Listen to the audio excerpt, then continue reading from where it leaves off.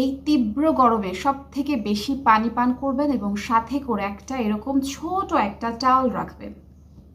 সারা দেশে এত দাবদাহ চলছে, যারা বাইরে যান তারা এই জিনিসটা বেশি ফিল করেন, আবার তারাও এটাকে বেশি ফিল করেন যারা হচ্ছে চুলার পাশে গিয়ে রান্না করেন। বাইরে এত গরম, টেম্পারেচার হচ্ছে 38 আর ফিলস হচ্ছে 44।